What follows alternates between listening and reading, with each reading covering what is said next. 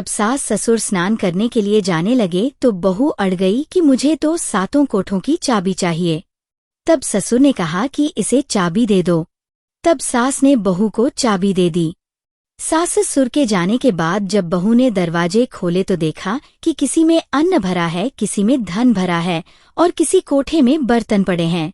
जब उसने सबसे ऊपर का 7वां कोठा खोला तो देखा कि शिवजी, पार्वती माता, गणेश जी, लक्ष्मी माता जी, पीपल पथवारी, कार्तिकेय ठाकुर, राई दामोदर, तुलसी जी का बिड़वा, गंगा यमुना और 33 कोटि देवी देवता विराजमान है। वहीं पर एक लड़का चंदन की चौकी पर बैठा माला जप रहा है। ये सब देखकर उसने लड़के से पूछा कि तुम कौन हो? तब लड़का बोला कि मैं तेरा पति हूँ। अभी दरवाजा बंद कर दे, जब मेरे माता पिता आएंगे तब दरवाजा खोलना। यह सब देखकर बहू बहुत खुश हुई और 16 श्रृंगार कर सुंदर वस्त्र पहनकर अपने सास ससुर का इंतजार करने लगी। उसने अपने सास ससुर के लिए अच्छे अच्छे पकवान बनाए।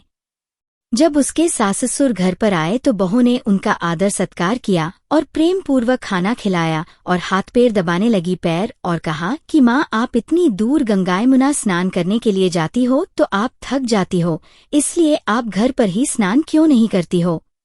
ये सुनकर सास कहने लगी कि बेटी गंगा यमुना घर पर तो नहीं बहती है। तब उसने कहा, हाँ माँ जी बहती है, चलो मैं आपको दिखाती हूँ।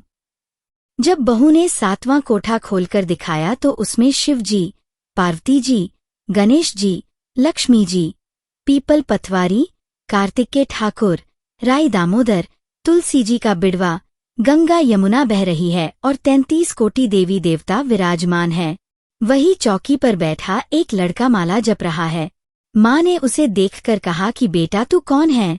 लड़का बोला, माँ मैं तेरा बेटा हूँ। तब ब्राह्मणी ने पूछा कि तू कहाँ से आया है? लड़के ने जवाब दिया कि मुझे कार्तिक देव ने भेजा है। माँ ने कहा, बेटा ये संसार कैसे मानेगा कि तू मेरा बेटा है? माँ ने कुछ विद्वान पंडितों से मदद मांगी।